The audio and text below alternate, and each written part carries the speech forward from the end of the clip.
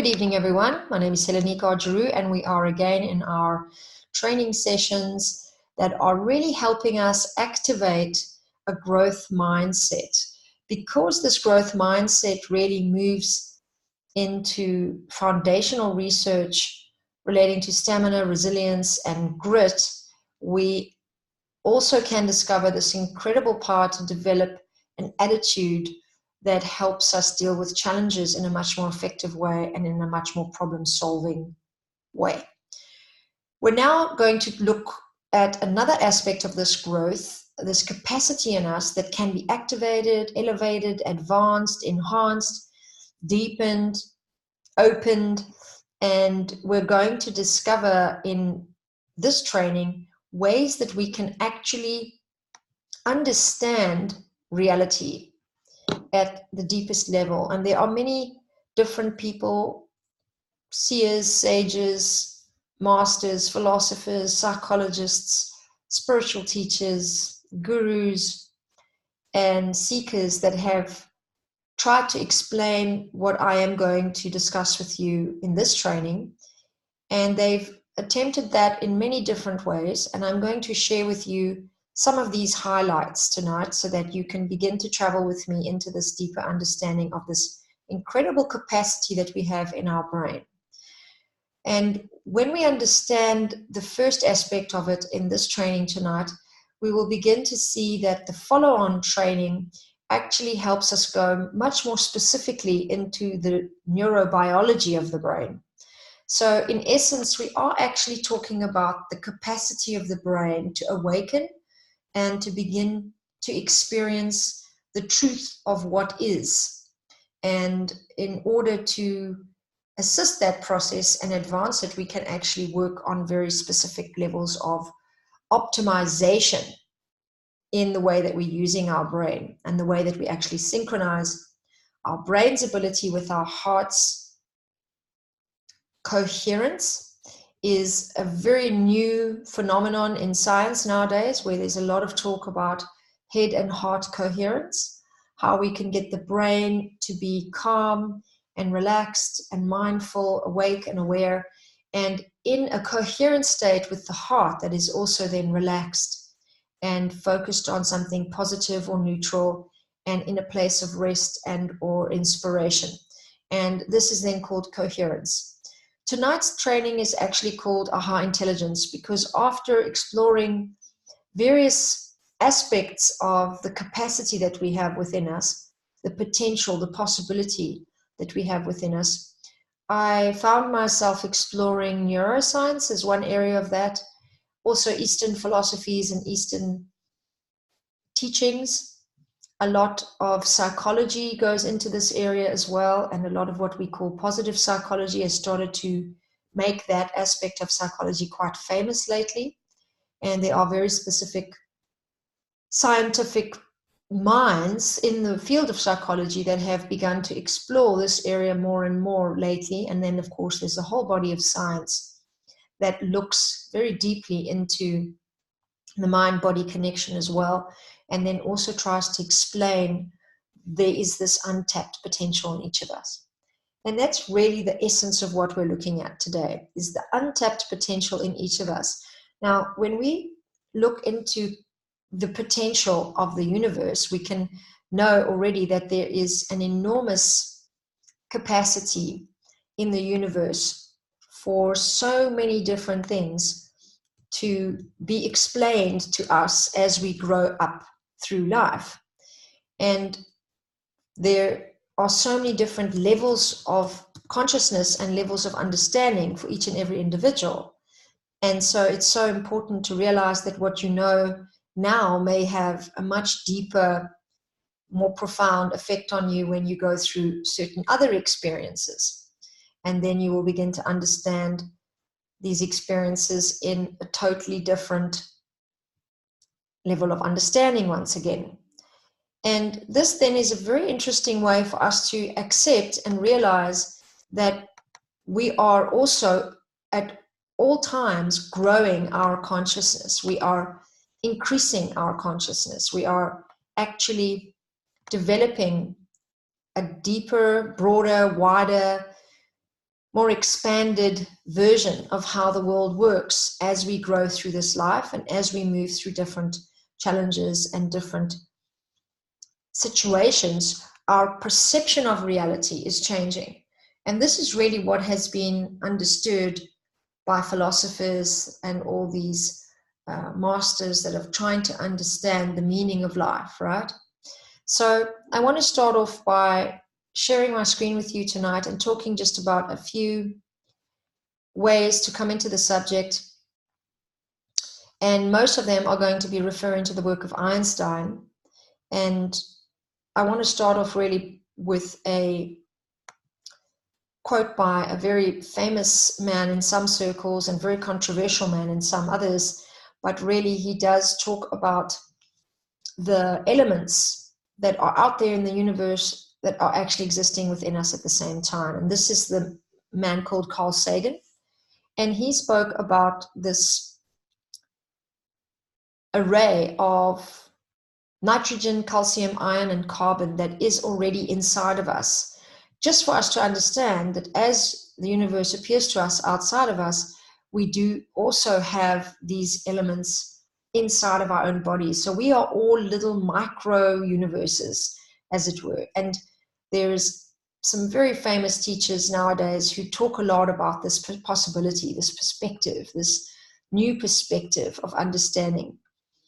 And they are again referring to this idea that as above, so below, as outside, so within. Very many mystical teachers talk about how there is this microcosm inside the macrocosm, and that the macrocosm is reflected in the microcosm. Now, when we look at the nitrogen, Carl Sagan is actually quoting here something that says the nitrogen is in our DNA, and as such it actually exists then inside of our own bodies. Nitrogen is not just something that you find out there in the sky, right? Nitrogen is something that exists in our bodies. Now, calcium is in our teeth. In our teeth, we have very specific times where we are absorbing calcium from our mothers. So we ourselves have calcium already in our bodies. We have iron in our bodies, and it's in our blood. We have carbon in our bodies as well. And we have an array of what we see outside in the dark night sky inside our own bodies. So then they say that we are made of star stuff. Just a way of understanding how we are actually ourselves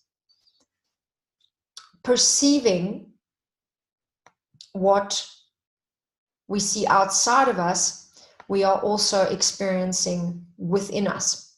And this is really one of the basic fundamental principles of meditation, is that being able to go within the body, you are able then to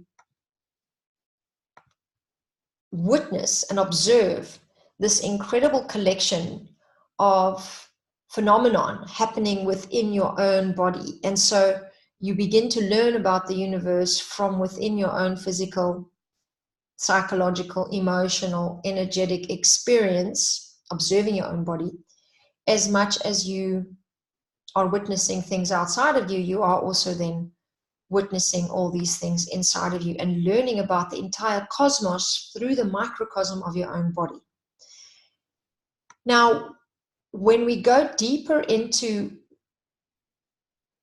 what this really means in terms of possibility and potential and capacity, one way to begin to understand that is to think about space and the amount of space that's inside the body and what space really is. I know a lot of teachers who actually teach people to meditate on space or to meditate in the space. And Dr. Joe Dispenza uses this pretty often, where he actually explains this incredibly powerful frequency of space, and that the mind begins to understand certain things when it contemplates space. And then there are all those very interesting teachings that say time and space don't really exist. They are actually just perceived to exist by our limited brain.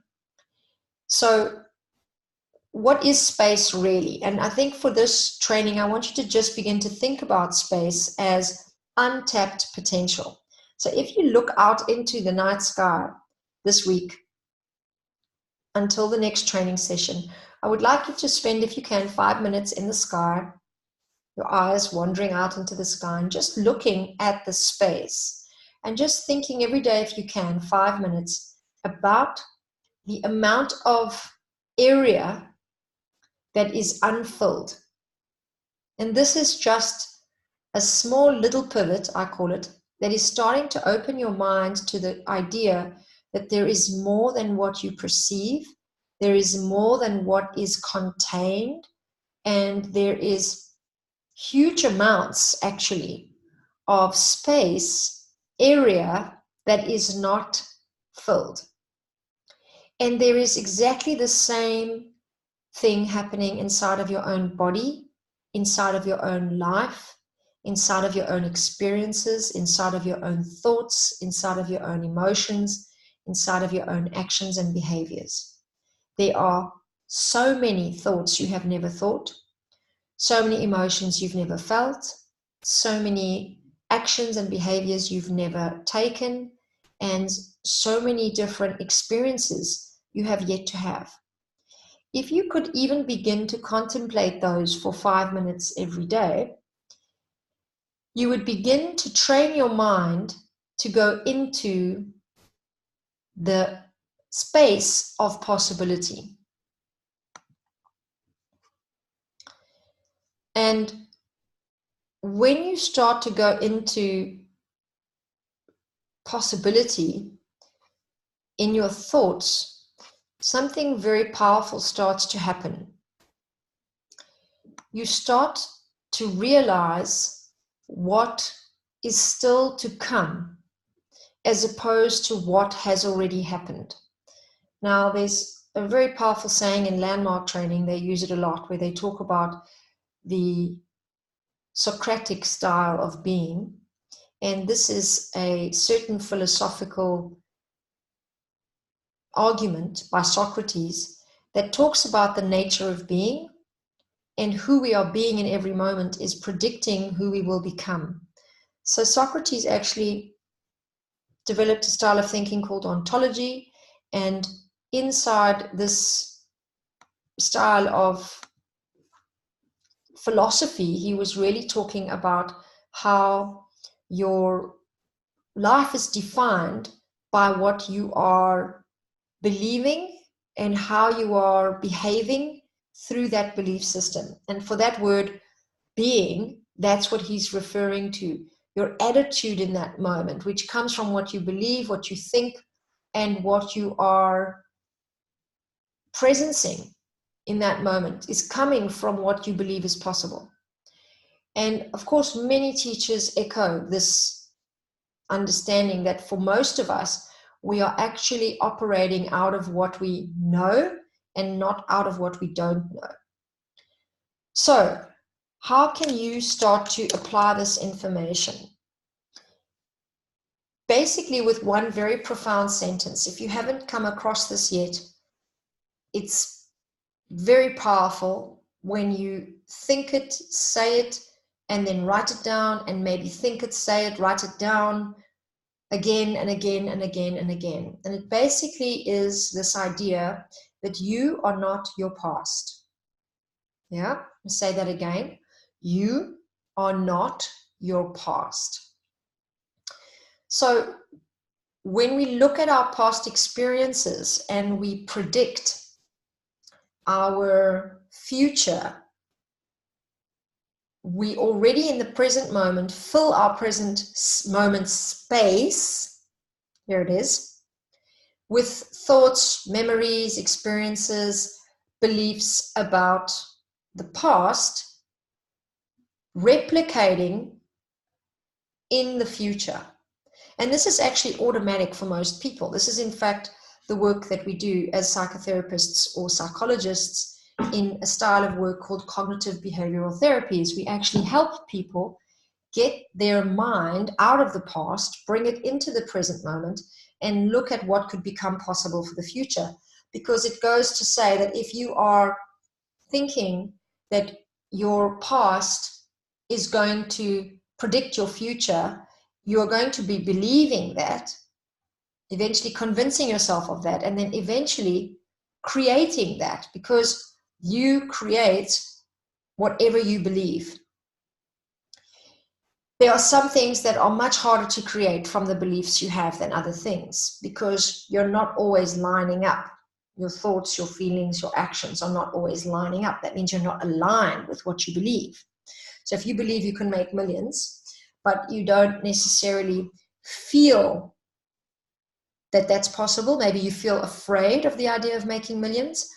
And if your action and behavior is not aligned, like you are not actually doing the work, inviting people to the events, putting your products out there, investing your money, if you're not doing the actions that need to be done, it's just plain magical thinking, isn't it? Because then it's saying, oh, I'm going to be making millions and I'm going to try and create that from nothing, but I'm not really aligning my actions with it. Then that's where most people would be getting really stuck, because they go into that magical thinking and are assuming that that's just something that's going to happen magically, and then they get disappointed when it doesn't, or maybe they pray for that to happen and then they get angry with God because it hasn't happened.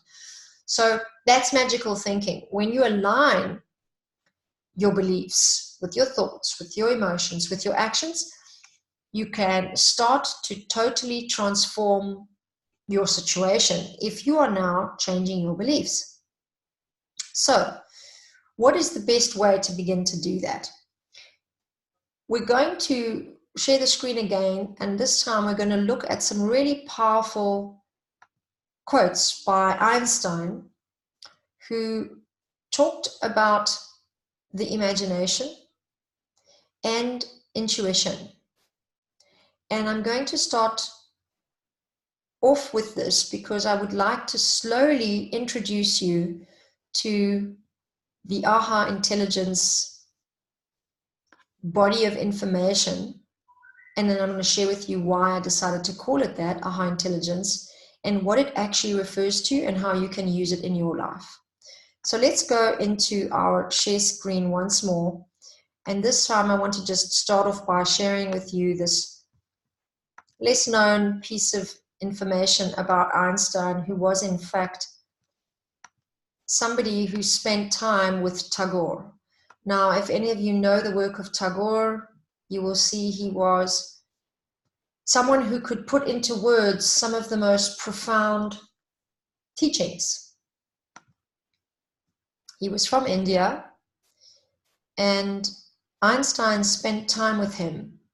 And it's really interesting to note a lot of his quotes and how they pull the concept of space and God and beauty and empowerment of what is possible and what is beyond the rational and beyond the logical into his explanations about his scientific discoveries. And here it's quite easy to see why, because it seems to be that Einstein was concerned or involved with science and God, and his Indian spiritual teacher was Tagore. And you see that he also was pretty much beyond the people of his time. He was somebody who was very much inspired into levels of genius. And he produced many interesting formulas and managed to bridge this incredible level of scientific knowledge and wisdom and discovery and genius, some say, with faith and spirituality, or an explanation of the cosmos and the presence of the cosmos as a living entity, as a living being. And so some people say, you know, like this title over here, Improving the World with Ideals, Not Scientific Knowledge, that Einstein was a scientist, but he was also very much articulating the marriage between science and art, and this incredible power that we have within us to go beyond the practical and the logical. And I want to start sharing those with you, because this is the area of the brain that we're going to start finding out more about. The intuitive mind, he says, is a sacred gift, and the rational mind is a faithful servant. We have created a society that honors the servant and has forgotten the gift. Now, it's very true, and in a lot of my trainings on feminizing your politics, which is an area of study in the Women of Truth inner circle, but also in some trainings I do on increasing the visibility of female entrepreneurs, and also the importance of the feminine principle in every single one of us, men and women. I talk a lot about this, and it's inspired a lot from Einstein's work, my studies in neuroscience, and also Claudio Naranjo, who is a teacher of the Enneagram, who talks a lot about the three parts of the brain, how we have the mother brain, the father brain, and the child brain. And they refer to the logic, father brain, the female or mother brain, which is intuition and emotional intelligence, and the instinct in us, which in psychology we call the id, or the child. And so we talk about that as the child brain. And there is this very powerful teaching that's trying to tell us that we need to have all three of these parts of our brain. So that's actually the limbic system, the emotions, the logic, rational thought, analytical thinking, and the instinct in harmony with each other, like you would have a mother and a father taking care of a child. So the mother and the father need to be taking care of the instinct. And I can discuss this more with you if you work with me individually, but for now, just understand that intuition represents then something more feminine in principle, because it's got something to do with more of the embodied wisdom that we have in us. And it's actually related a lot to our emotional intelligence and also our instinctual gut feel, right? So that's the limbic system, the emotional intelligence, and the creative, more right brain hemisphere, but not exclusively. And the back of the brain, which is the reptilian brain, which is a part of us that's more instinctual, that tells us when we are hungry, tells us when we are sick, tells us to maybe get concerned that someone might be in danger. These are now combining with our intuition. And very clearly, Einstein is saying now that it is intuition that advances humanity. That in fact, many people think that the progress of the human race is based on experiences of empirical, critical nature. But I say that true knowledge is to be had only through the philosophy of deduction. For it is intuition that improves the world, not just following a trodden path of thought. Intuition makes us look at unrelated facts and then think about them until they can all be brought under one law. To look for related facts means holding on to what one has instead of searching for new facts. Intuition is the father of new knowledge, while empiricism is nothing but an accumulation of old knowledge. Intuition, not intellect, is the open sesame of yourself. Indeed, it is not intellect, but intuition which advances humanity. Intuition tells man his purpose in his life. I do not need any promise of eternity to be happy. My eternity is now. I have only one interest, to fulfill my purpose here where I am. This purpose is not given me by my parents or my surroundings. It is induced by some unknown factors. These factors make me part of eternity.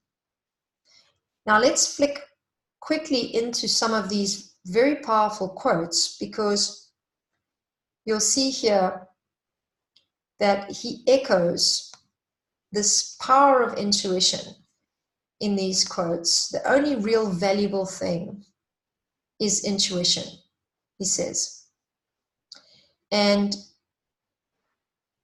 there is many different ways where he begins to explain why. And in the explanation of why, there's a really helpful picture of the right and the left hemispheres, the left being a little bit more serious and logical, and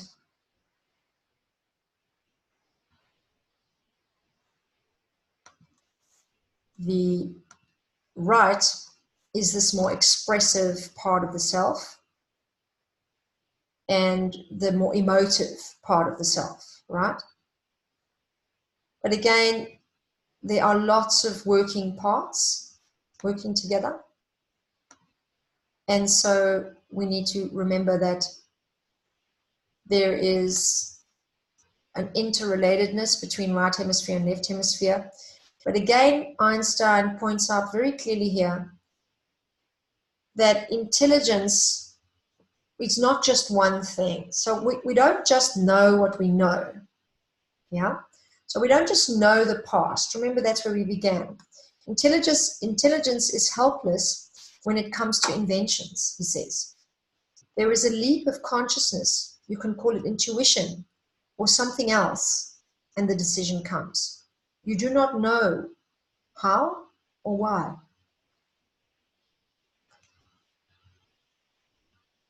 So there's something happening to us when we allow ourselves to interrelate with the creative part of the brain and with what Einstein starts to talk about as imagination. And I think this is where we're going to get much more clear connection between tonight's training and really what I'm trying to teach you about the power of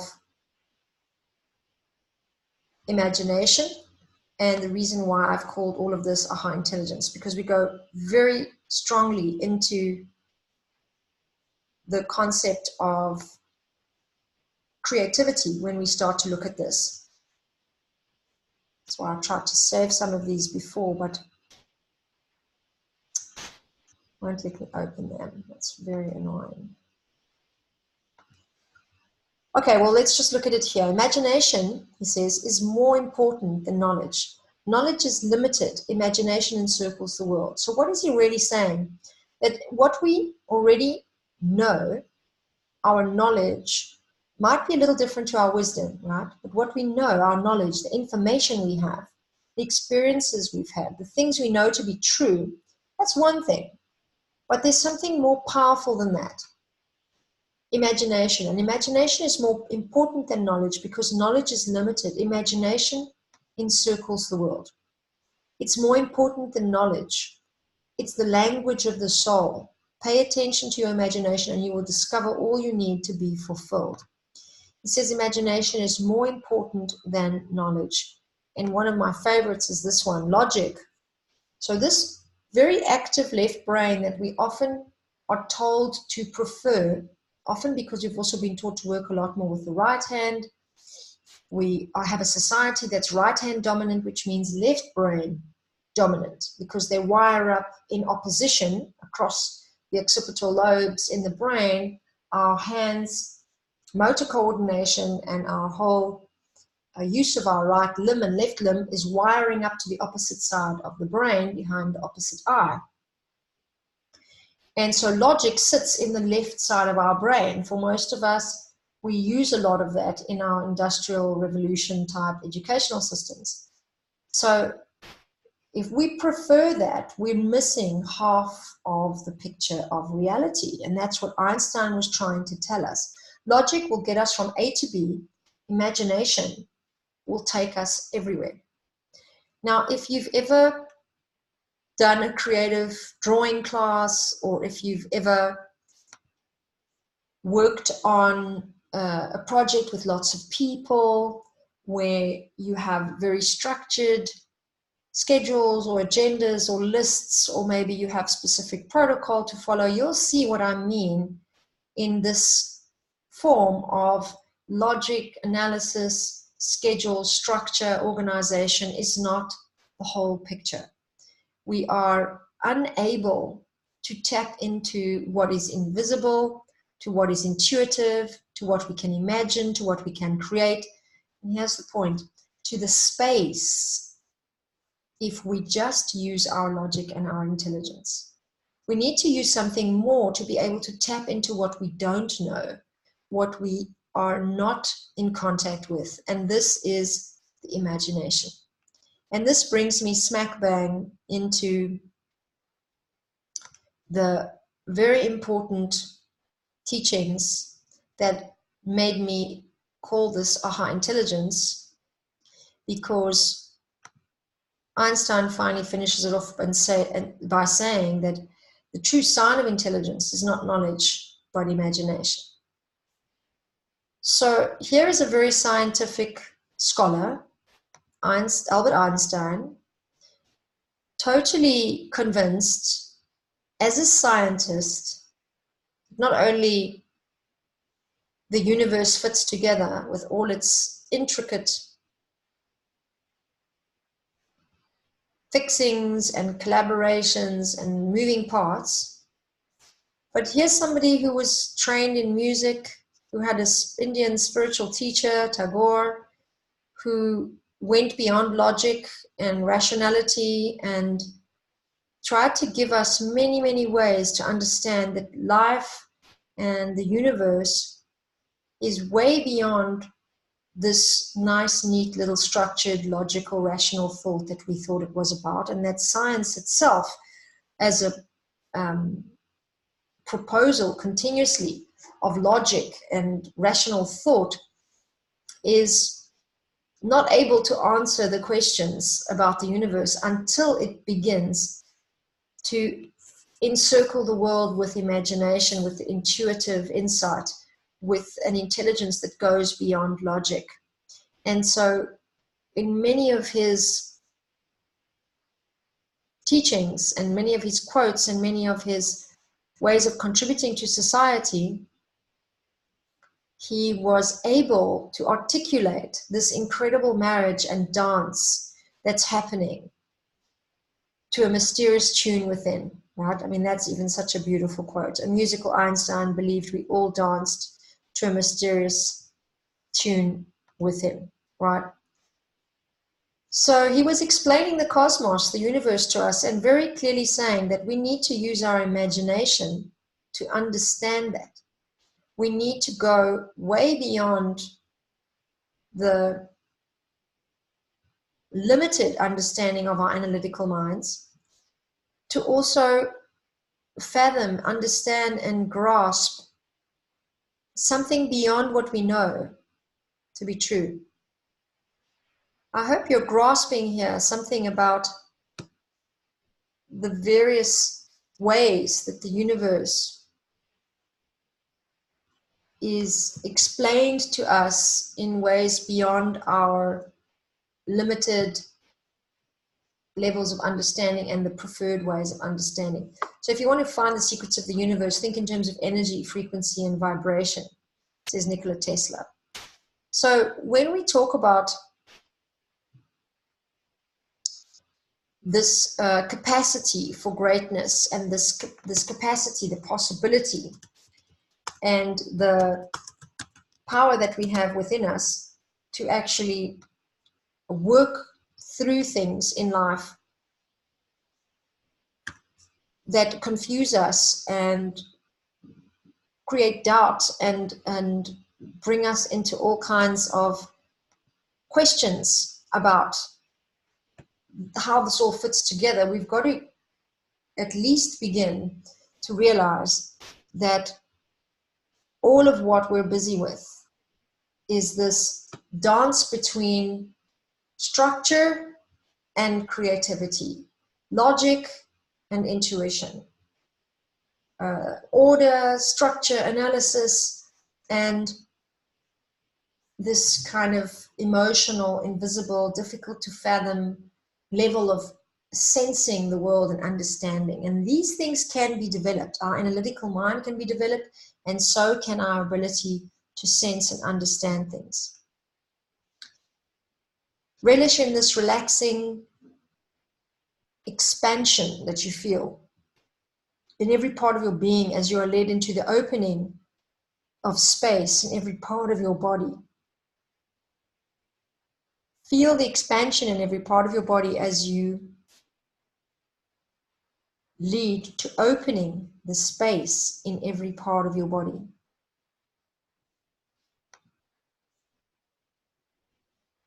The space that exists between everything and all around us.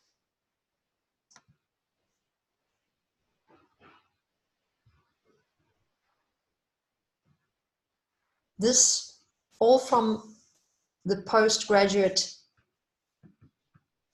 in education, neurology, neuroscience, brain function, chemistry, cellular biology, memory formation, aging, and longevity, Dr. Joe Dispenza, who talks about this very important experience of space that exists between everything and all around us. So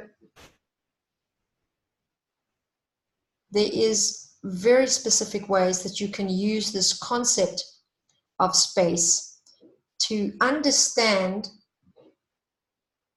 what we are trying to understand through the work of Einstein, all his theories about the cosmos, how we relate to this universe. What is the space that we are living in? What is this universe made of? So as we go a little bit deeper into this explanation from Einstein, we see that there is a final word that he gives us to explain all of this, and the word is imagination, right? And so when we look at imagination, we're now starting to talk about a kind of creativity that we can engage in that helps us to figure out things that we might normally not understand. Now, I'm going to do a little bit of teaching about the pineal gland here and the aspects of creative thinking. And these are ways for me to attempt to help you to understand that one of the most powerful things that we have to learn to do when we want to change our past experiences so that they no longer have the power and the force to be replicating in our present moment and or in our future, is to work with the imagination. And there's a few reasons why. So looking at the pineal gland, we can see that there is a very interesting image of this P-shaped gland, and I have an artist's rendition of it, which I'm going to be sharing with you.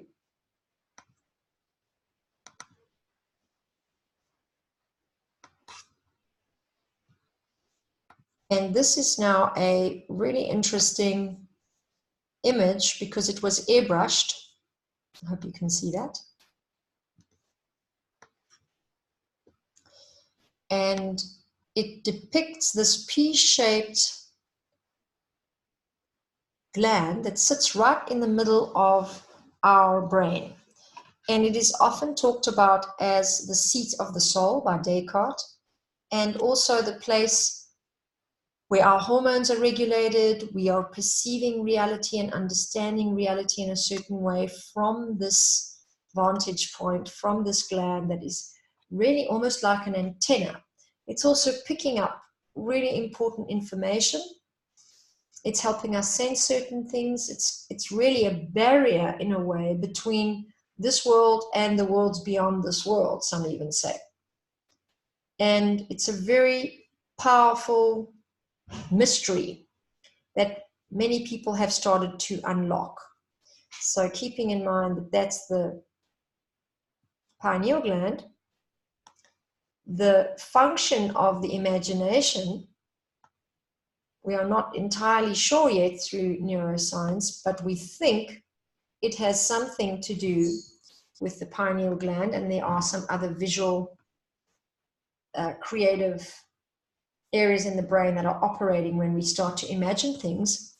But what's really interesting about the pineal gland is that some say that it is, in fact, the place where we are awakening our consciousness. And that when we have awakened, we actually begin to see reality as it is, not as we wish it to be. We begin to understand how things really are.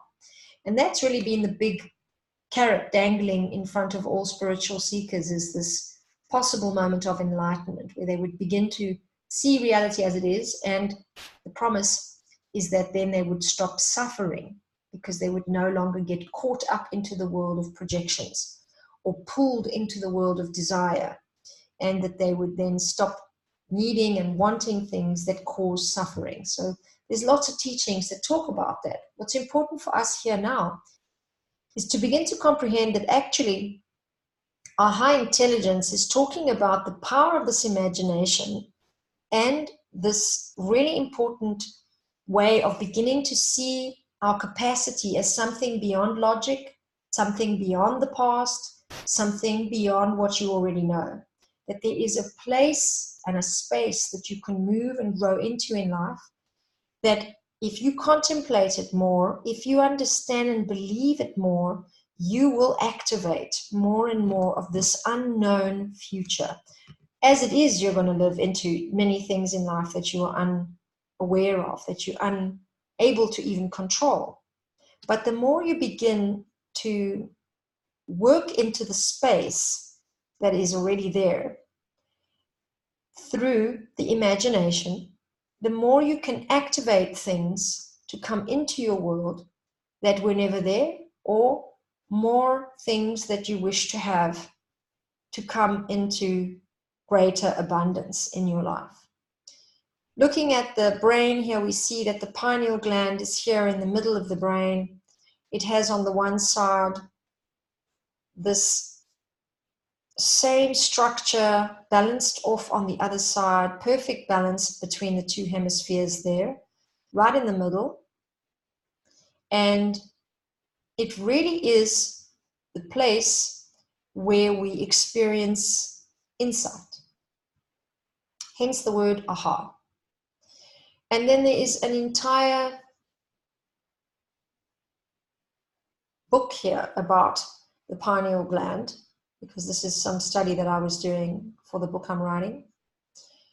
And some very interesting kind of connections that people make between the use of this area of the brain in very specific rituals and practices throughout the world in indigenous cultures and indigenous tribes. There was a lot of fascination and a lot of realization about how important this gland was. Some say it looks like a cone shape, and so many of these cone shapes around the world are said to be mimicking or representing or honoring the power of the pineal gland. There's a whole lot of information about this in New Age spirituality online. I recommend you read it with some pinch of salt. But also know that this is one of the mysteries that we have not totally understood in science. But it is an area of the brain, and here's the main thing I'd like you to get tonight, that doesn't necessarily know the difference between reality and imagination. And this is the deep secret for this training that we're getting tonight. And in the next one, you'll hear from me on brain optimization.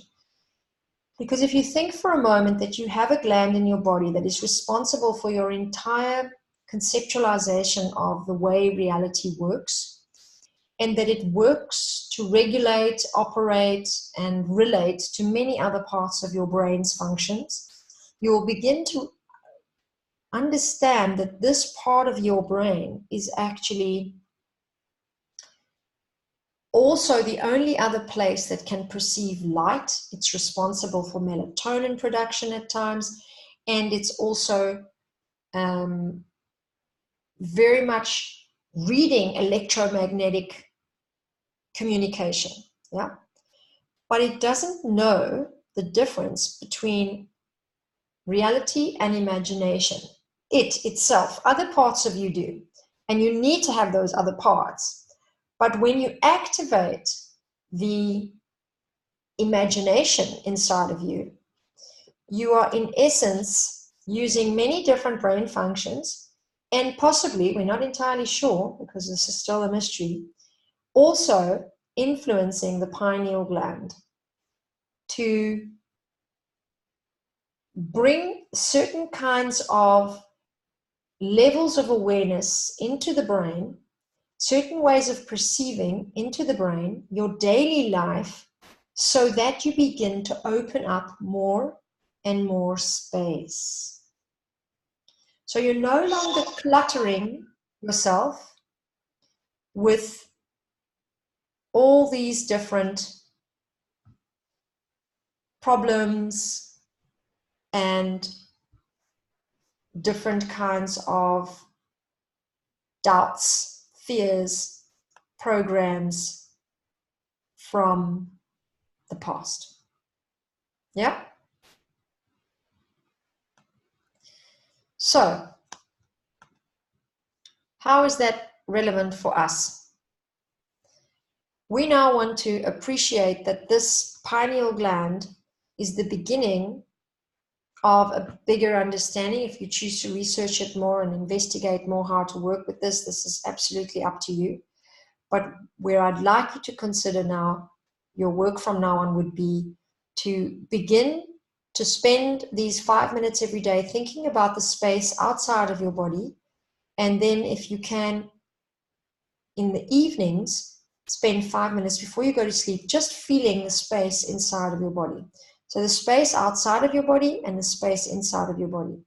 When you're coming back into the space inside of your body, just feel what it might be like to be moving like a blood corpuscle or a cell of oxygen moving through your body.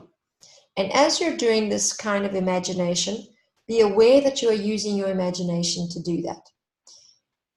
Then next week, we're going to talk a little bit more about all the very important ways that your body-mind is influenced by certain techniques and tools that you can be using on brain optimization. And I'll tell you about the one that I use with my clients, specific clients who choose to do that.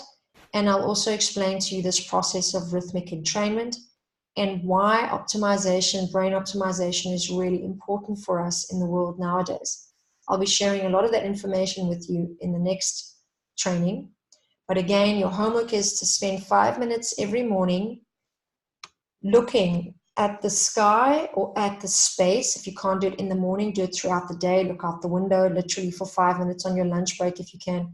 And really try and do the 5 minutes cumulatively so that you spend the full 5 minutes there. And then you move into the 5 minutes in the evening as you're falling asleep, really imagining oxygen moving through your body, imagining what it's like for a blood corpuscle to be traveling through your body, so that you begin to contemplate the space within your own body. Then, at the end of this training, we're going to be looking very specifically at how you work with the future you have to create and the skill of imagination to begin to lay down some of what you've learned in the growth mindset trainings together with your goal setting and this information that I'm giving you now about the imagination and about this incredible capacity you have to work with space and with possibility to begin to bring in this very aligned thought, emotion, action, and behavior for what it is that you would really like to create. So if you have time in this week, my second suggestion to you would be to begin to look at the goal that you set down prior to this training and to begin to write out 3 thoughts that would connect or correlate with that goal. And you have to imagine what they are. So what kind of thinking would a person have if they had that goal achieved in their life? Then you would put down 3 feelings that they would feel, possible feelings that they feel. And then I'd like you to try and move to 3 actions. What kind of actions does that person take if they have that goal, that thought, and that feeling? Write those down too, and come back to the next training where we will look at brain optimization, how you can actually take the brain into peak states, and why it's important to do that if you want to manifest and advance your results, and if you want to work with this growth mindset to actually create a different future. And then in our last training for this series, we're going to do another 2 skills that I would like to support you to learn and master. I hope throughout this you will be continuing on with the homework of integrating and implementing your skills into this next batch of training so that you can actually continue with your skills training and master one of these 7 skills that you're going to learn finally. And I look forward to spending more time with you next time. Thank you so much for your attention, and I hope this is going to be really magical for you. Bye-bye.